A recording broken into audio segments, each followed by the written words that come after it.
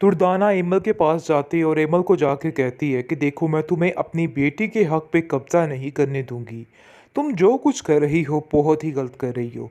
इस चीज़ की माफ़ी मैं तुम्हें नहीं दूंगी और इतनी आसानी से ये सारा कुछ तुम्हें नहीं मिल सकता। वहाँ पर एनी भी मौजूद होती है और कहती है कि आपको बिल्कुल भी शर्मो लिहाज नहीं है। आखिर आप लोग क्या चाहते हैं? किसी भी तरह से किसी को जीने नहीं देते हैं। लेकिन ये जो आप सोच रही हैं ऐसा आप कुछ भी नहीं होने वाला।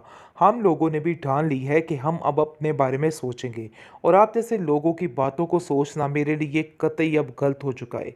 इसलिए आप यहाँ से जा सकती हैं। साफ साफ एमल एनी जो है वो जलील कर देती है और कहती है कि आइंदा से इस किस्म की कोई भी बात एमल से ना की जाए, वरना मैं मम्मी जी से आपकी शिकायत कर दूंगी और उनको बताऊंगी कि आप किस तरीके से आके डरा धमका रही हैं। जिस पर कहती है दुर्दाना कि मैं जो कुछ कर रही हूँ अपनी बेटी के लिए कर रही हूँ और मुझे इन सब बातों से कोई भी नहीं रोक सकता, क्योंकि आप लोग बहुत गलत कर रहे हो और इस उम्र में हमें उस घर से निकलने के लिए कह रहे हो। जिस पर वो दोनों बहनें बोल उठती हैं और कहती हैं कि हम इस बात में शामिल नहीं हैं और ना ही हमारी मर्जी शामिल है, इसलिए हमें इन सब बातों से दूर ही रखा जाए तो बेहतर है।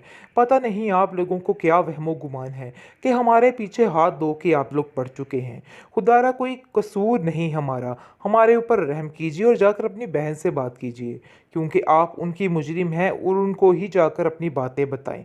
जिस पर दुर्दाना कहती है कि कितनी सफाई से आप लोग यहाँ से निकल रहे हो, सारा कुछ कर करा के खुद, और आप खुद यहाँ से निकल जाओ ताकि मेरे ऊपर सारी बात आ जाए। लेकिन मैं इतनी पागल नहीं हूँ कि ये सब कुछ जाकर फाखराबाजी से कह दूँ, क्योंकि वो तो आगे ही आप दोनों बहनों के गुण गा रही हैं और कह रही हैं कि ये दोनों बहनें ही ठीक हैं। पता नहीं क्या हो चुका है उनको, मुझे तो बिल्कुल समझ नहीं आ रही है। उनका तो ऐसा लगता है कि जैसे दिमाग ही खराब हो गया है। भी सफाई या कोई भी बात करने की ज़रूरत नहीं है। जो जिस काबिल है मैं बड़े अच्छे तरीके से जानती हूँ। तुम्हारी भी सिवाय चालाकियाँ करने के और कुछ भी नहीं कर सकती है। ये बात तुम भी बड़े अच्छे तरीके से जानती हो। इसलिए ये सारी बातें करनी बिल्कुल बेफजूल है। मुझे पता है कि कौन किस काबिल है और कौन किस काबिल है। पता नहीं तुम किन बातों को लेके बैठ चुकी हो, क्यों तुम्हारे दिमाग में ये कन्नास बढ़ चुका है। अपने दिमाग से ये फजूलियात निकालो और अपनी बेटी की तरबियत पर ध्यान दो। यानी कि जिस तरीके से तुमने अपनी बेटी की तरबियत की है, यकीन मानो देख के रोना आता है। किस कदर तंग आ चुका था शहरयार, बेचारा माफ़ियाँ तलाफ़ियाँ कर रहा था कि किस बदजुबान लड़की को पल्ले मेरे बांध दिया है। अरे इसकी तरबियत करो, मैं तो इसकी खाला हूँ जिसकी वजह से कुछ नहीं बोल रही और बर्दाश्त करती जा रही हूँ। लेकिन कल कला किसी और के घर जाएगी तो ज़िल्लत भरी ज़िंदगी तुम्हें भी देगी और ख़ुद भी लेगी। इसलिए बेहतर यही है कि इसके दिमाग को दुरुस्त करो और इसके दिमाग का ख्याल रखो, क्योंकि मुझे नहीं लगता कि ये लड़की ज़्यादा चल बस सकेगी। मैं तो खुद तंग आ चुकी हूँ इस लड़की की इन बिन से।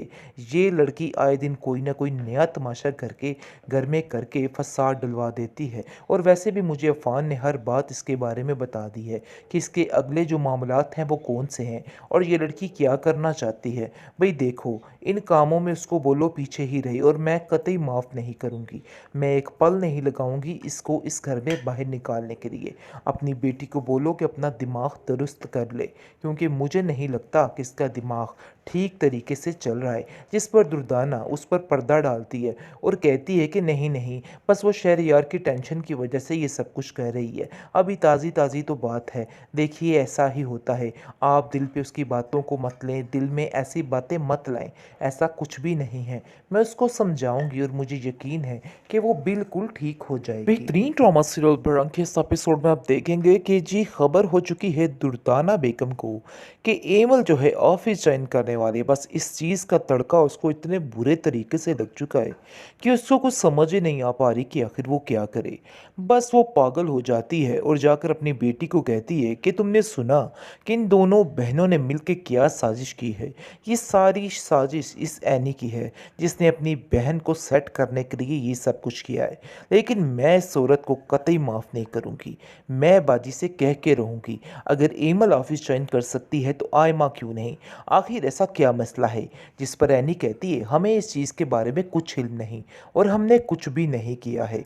अपने दिल से ये बातें निकाल दें। जो किया है आपकी बहन का अपना मामला है। उन्होंने अपनी मर्ज़ी के मुताबिक ये सब कुछ किया और वैसे भी एमल ने अभी इस चीज़ का फ़ैसला नहीं किया और ना ही वो इस बात के लिए राज़ी थी। आप बिला वजह पहले ही टेंशन लेके बैठ रहे हैं। पता नहीं वो क्या करती है और क्या नहीं करती। लेकिन आप लोगों के दिमाग में जो खन्नास पड़ा है, मुझे तो उसकी समझ नहीं आ रही। पता नहीं क्यों एमल के पीछे हाथ धो के पड़ चुके हैं आप लोग।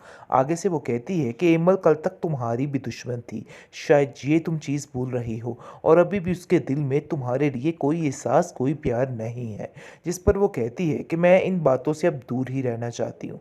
लेकिन फ़ाखरा से जैसे ही इस बारे में बात होती है, दुर्दाना साफ-साफ कहती है, "अरे बाजी, ये आपने क्या काम किया? मेरी बच्ची को तो आपने बिल्कुल साइड पे करके रख दिया और दूसरी जो कि गैर हैं, उनको आप आगे कर रही हैं। अगर आपने ऑफ़िस जॉइन करवाना था, आप मेरी आइमा को करवाती, लेकिन आपने पता नहीं क्यों उस एमल को चुना। हर चीज़ के लिए इन दोनों बहनों के आगे किए जा रही हैं। मुझे तो कुछ समझ नहीं आ रही कि आप आखिर क्या करना चाहती हैं? क्या दिल है आपका?" जिस पर फ़ाखरा कहती है, "देखो भई, मुझे तुम ये ताने-तिश्ने बंद करो पहले तो, और कोई भी सफाई या कोई भी बात करने की ज़रूरत नहीं है। जो जिस काबिल है मैं बड़े अच्छे तरीके से जानती हूँ। तुम्हारी भी सिवाय चालाकियाँ करने के और कुछ भी नहीं कर सकती है। ये बात तुम भी बड़े अच्छे तरीके से जानती हो। इसलिए ये सारी बातें करनी बिल्कुल बेफजूल है। मुझे पता है कि कौन किस काबिल है और कौन किस काबिल है। पता नहीं तुम किन बातों को लेके बैठ चुकी हो, क्यों तुम्हारे दिमाग में ये कन्नास बढ़ चुका है। अपने दिमाग से ये फजूलियात निकालो और अपनी बेटी की तरबियत पर ध्यान दो। यानी कि जिस तरीके से तुमने अपनी बेटी की तरबियत की है, यकीन मानो देख के रोना आता है। किस कदर तंग आ चुका था शहरयार, बेचारा माफ़ियाँ तलाफ़ियाँ कर रहा था कि किस बदज़ुबान लड़की को पल्ले मेरे बांध दिया है। अरे इसकी तरबियत करो, मैं तो इसकी खाला हूँ जिसकी वजह से कुछ नहीं बोल रही और बर्दाश्त करती जा रही हूँ। लेकिन कल कला किसी और के घर जाएगी तो ज़िल्लत भरी ज़िंदगी तुम्हें भी देगी और ख़ुद भी लेगी। इसलिए ये बेहतर यही है कि इसके दिमाग को दुरुस्त करो और इसके दिमाग का ख्याल रखो, क्योंकि मुझे नहीं लगता कि ये लड़की ज़्यादा चल बस सकेगी। मैं तो खुद तंग आ चुकी हूँ इस लड़की की इन बिन से। ये लड़की आए दिन कोई ना कोई नया तमाशा करके घर में करके फसाद डलवा देती है और वैसे भी मुझे अफ़ान ने हर बात इसके बारे में बता दी है कि इसके अगले जो मामलात हैं वो कौन से हैं और ये लड़की क्या करना चाहती है। भाई देखो, इन कामों में उसको बोलो पीछे ही रहे और मैं कतई माफ़ नहीं करूँगी। मैं एक पल नहीं लगाऊंगी इसको इस घर में बाहर निकालने के लिए। अपनी बेटी को बोलो कि अपना दिमाग दुरुस्त कर ले, क्योंकि मुझे नहीं लगता कि इसका दिमाग ठीक तरीके से चल रहा है। जिस पर दुर्दाना उस पर पर्दा डालती है और कहती है कि नहीं नहीं, बस वो शहरयार की टेंशन की वजह से ये सब कुछ कह रही है। अभी ताज़ी ताज़ी तो बात है, देखिए ऐसा ही होता है। आप दिल पे उसकी बातों को मत लें, दिल में ऐसी बातें मत लाएं। ऐसा कुछ भी नहीं है। मैं उसको समझाऊंगी और मुझे यकीन है कि वो बिल्कुल ठीक हो जाएगी।